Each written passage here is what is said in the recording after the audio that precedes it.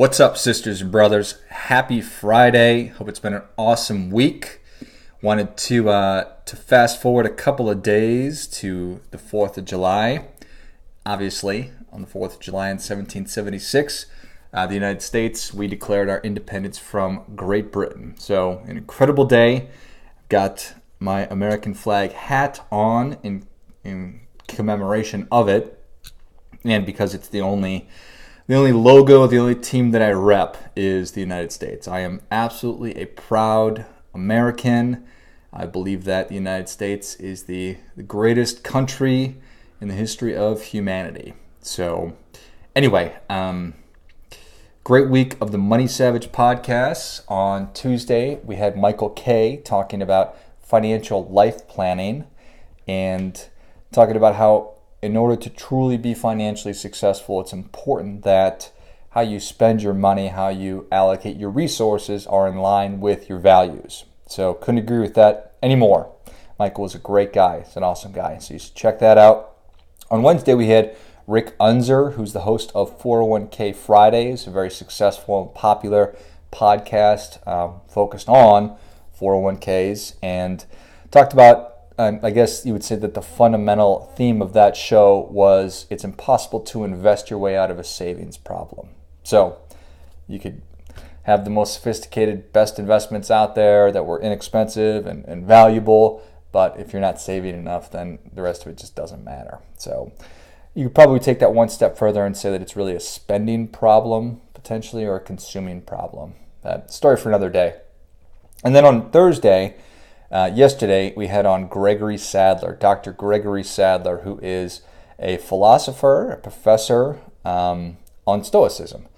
And if you're not familiar with Stoicism, definitely encourage you to check it out. It is a very, very cool ancient Greek philosophy that fundamentally life is going to throw all kinds of tough things at you. You're going to deal with tragedy and sadness and loss and bad stuff throughout the course of your life, but how you respond to it is really the power that you have and not letting it impact or affect you in an adverse way. So easier said than done, but obviously if cultivated, a skill that is invaluable that you will have for the rest of your life. So there's also this awesome Greek word which doesn't have an English equivalent, which I learned a couple of years ago, and that word is arete. Arete. And what its meaning is, what I can be, I must be. The closest English translation would be wisdom, or rather virtue. It's virtue.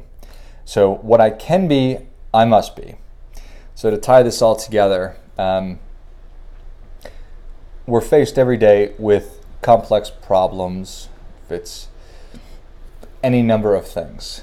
And throughout all the things that we need to do, we need to have a good handle on our money, on our spending, on our savings, and everything else. So I think it's important to keep top of mind and to keep everything in perspective, because how you look at something does make all the difference. So if you're viewing your life as just a series of crappy stuff one after another versus, I'm having to deal with some bad stuff, but all in all, life is very, very, very good, and I'm a very fortunate person. Two very, very dramatically different ways to look at things. And I think that being grateful and practicing gratitude is